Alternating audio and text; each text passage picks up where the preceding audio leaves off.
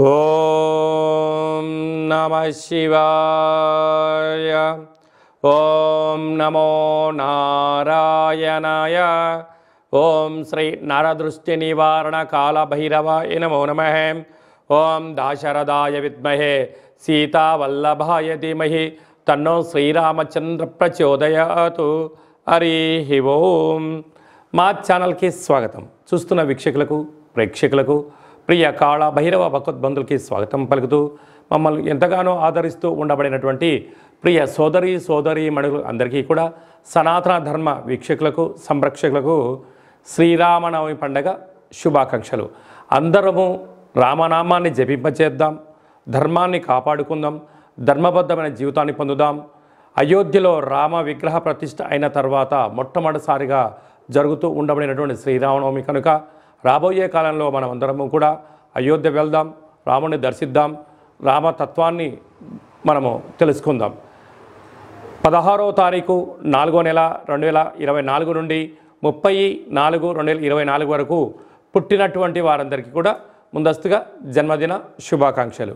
గతంలో వివాహం చేసుకున్న వారికి వివాహ వార్షికోత్సవ శుభాకాంక్షలు. ద్వాదశ రాశుల్లో గ్రహ గమనాలు ఒకసారి వీక్షింపచేద్దాం.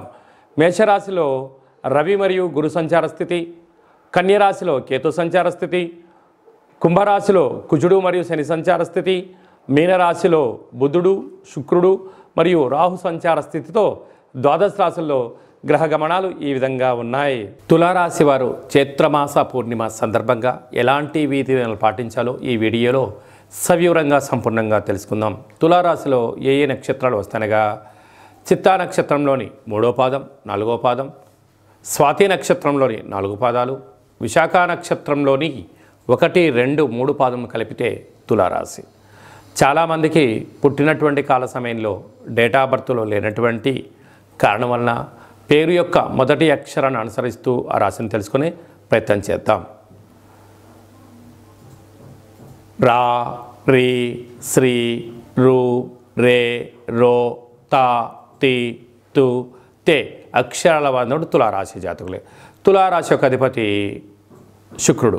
వీరికి జాతకరీత్యా ప్రకారంగా 5వ స్థానంలో కుజుడు మరియు శని సంచార స్థితి, 6వ స్థానంలో బుధుడు శుక్రుడు రాహు సంచార స్థితి, 7వ స్థానంలో రవి గురు సంచార స్థితి, వ్యయంలో కేతు సంచార స్థితి ఉండడం వలన వృత్తులలో, ఉద్యోగాల్లో, వ్యాపారాల్లో, సాఫ్ట్వేర్ ఉద్యోగస్తుల్లో, చేస్తున్న సేవా రంగాల్లో చాలా సున్నితంగా ఆలోచించగలగాలి. మౌనం, ధ్యానం, ఆధ్యాత్మికత, ప్రతి విషయంపైన అవగాహన చాలా అవసరం.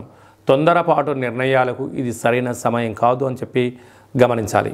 మీ జన్మ నక్షత్రం రోజున అష్టమి పూర్ణిమ తిథుల యందున దూర, వాయు, జల ప్రయాణాలు పెట్టుకోకపోవడం ఉత్తమోత్తరం.